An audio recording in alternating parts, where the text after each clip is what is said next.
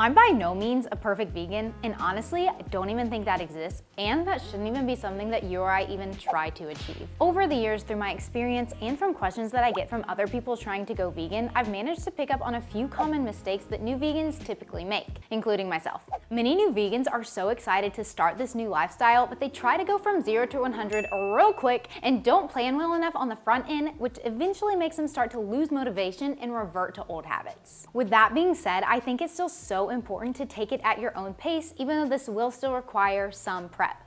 You don't have to go all in all at once, unless that's just how you roll, then I mean, go for it. But just know that you can take it slow and at your own pace. Even when I started slow, it still did take me some preparation, and at that point I was vegetarian and only eating eggs. And so I realized that I needed to really diversify some of my meals and get more than just like eggs and vegetables and really diversify the nutrients that my body needed. I started learning how to create my own vegan meals and recipes to add into my weekly rotation, so I wasn't just going all in. So I was still having like some of my eggs, and I used the internet for these. Some of my favorite sources were Forks Over Knives, No Meat Athlete, Nutrition Facts, T. Colin Campbell's Center for Nutrition Studies, The Vegan 8, and Rainbow Plant Life. Once I was more comfortable with creating my own healthful vegan meals, that's when I decided to go fully vegan. So even if you're still eating meats or eggs or whatever it is, just try to incorporate more and more and more plant-based recipes into your rotation until you get way more comfortable with the thought of going fully vegan. I was able to use the building blocks that I had created to sustain myself every single day, and obviously I was still Googling recipes and new things, and I still continue to Google new recipes. Rainbow Plant Life is my girl. This brings us to our next mistake, which is eating boring meals. So many people think that going vegan means that you literally only eat boring salads, and that is the furthest thing from the truth. I love a giant salad, but mine are not boring. They are literally so good. If anything, going vegan expanded my palate to a whole new level. Actually learning how to use spices and seasonings properly was a game changer. And this really just came from me learning new recipes from other food bloggers that already knew how to use vegan spices and make it taste super good. I love cooking so much and get so excited to try all kinds of new vegan cuisines, and I love trying to veganize traditionally non-vegan food. I especially love learning and trying cuisines from other cultures, including Asian, Italian, Indian, Thai, Mediterranean, and several more. A lot of these cultures around the world center their meals around the plants rather than meat anyway, so they are naturally vegan or vegetarian, or they're easily veganized. Some of my favorite go-to meals now are curry, Indian or Thai style, sushi, pasta, literally any kinds from lasagna to mac and cheese, and even falafel. Now that we know vegan food is not boring, let's move on to our next mistake of vegans just not eating enough in general. Some people go vegan and complain about being hungry all the time. And this is most likely because they're just not eating enough in general, because plants are less calorically dense than meat anyway, so you're going to have to eat a lot more plants in order to sustain your energy levels. So if you get hungry and you want a snack and you typically just reach for a piece of fruit or a vegetable, maybe try pairing it with something else to keep you fuller longer. For example, so if you want to eat a peach, maybe try pairing it with a thin rice cake and spreading some nut butter on top, along with the peaches on top of that. And if you wanted to grab some vegetables like carrots or celery or something, maybe try pairing it with hummus or again, even nut butter. Make sure you're adding enough legumes or protein, healthy fats and carbs to your dish. If you're eating a salad, make sure you're adding beans or tofu for your protein,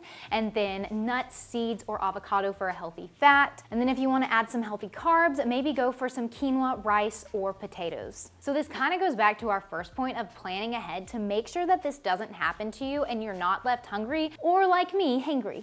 Nowadays, I feel like there's so many myths about food and diets that really scare us away from certain food groups for really no reason, which leads us into demonizing certain food groups that don't really need to be portrayed as bad in the first place. For example, soy is bad for you. It causes cancer and makes men grow breasts. Or fruit is bad for you, it has sugar in it. Or carbs make you gain weight, so avoid it at all costs. Or fat makes you gain weight, so avoid it at all costs. Like, I mean, really, people? It's so confusing. Which one's right? Which one is true?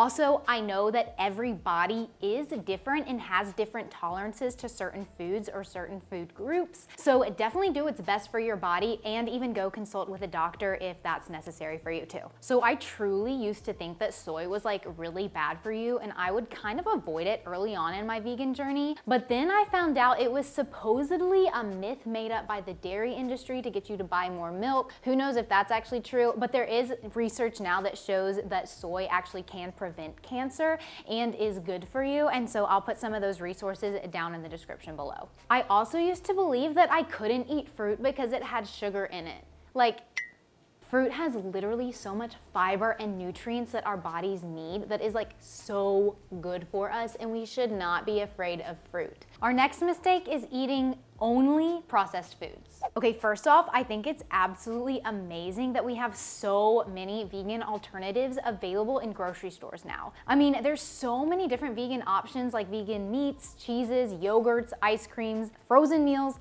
and so many snacks. While all of this is fantastic and makes me so happy that vegan food is becoming way more accessible now, I also think that processed foods should not be the bulk of our diets, especially if we want to get the most benefits out of a vegan lifestyle. Only filling our bodies with food that isn't super nutrient dense will not benefit our bodies in the long run, so I think it's super important for us to try to prioritize eating mostly whole foods. I also think it's totally possible for you to find a balance that works for your life, as many of these foods are super convenient and delicious. For me, that looks like 80 to 90% whole foods and then 10 to 20% like the vegan junk food. And I have to be super careful about like the added oils in the processed foods because of my esophagus. Too much oil just like is not good for me. So I have found a balance that works for my lifestyle and my body. So you can totally do the same. So if you are eating only processed foods, you might see that your grocery bill is going through the roof, which leads us to our next point, which is you're spending too much on groceries. Some people go to the grocery store and think that they have to go buy the newest, most trendy, coolest vegan items that they can find in the grocery store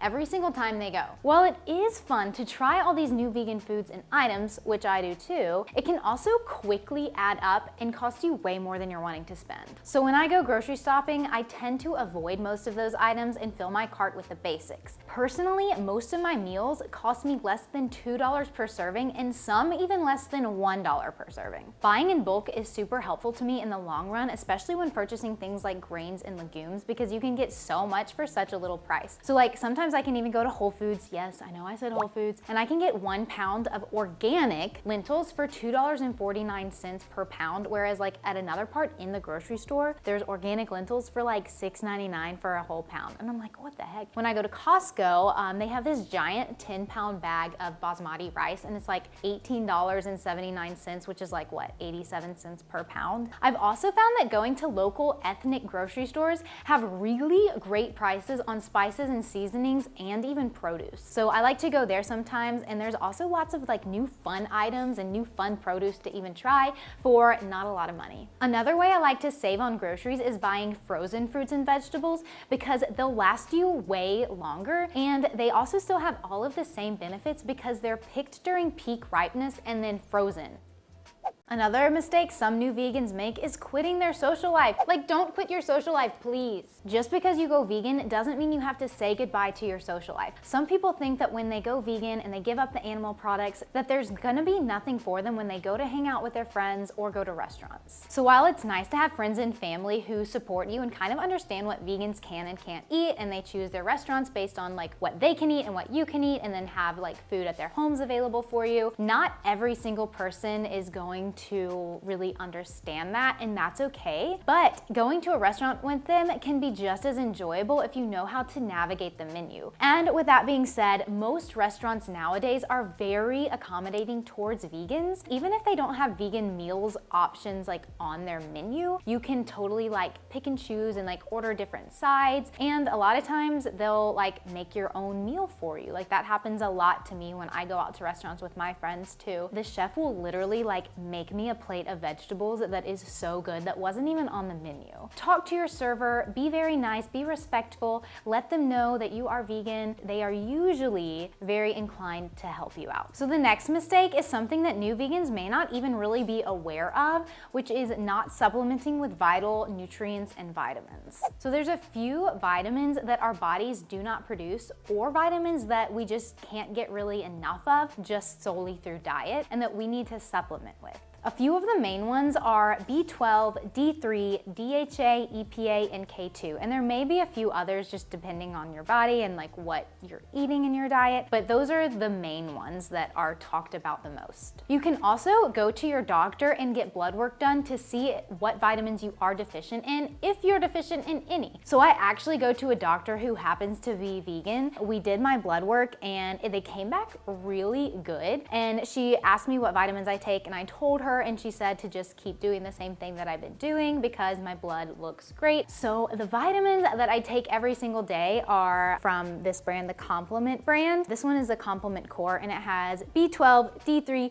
DHA, EPA, K2, and then MK7. And I like this a lot because it's all just in one, and I just spray it in my mouth 4 times, and just that's once per day. So this is not sponsored by them, but I just really love the company and the brand and these vitamins because it makes my life so much easier. But I do have a discount code, and I can put that in the link below for you if you want to try them on your own. So to help you out even more, I have some realistic vegan meals right here where I show you a full vegan day of eating. So go ahead, give it a click, and I'll see you in the next video.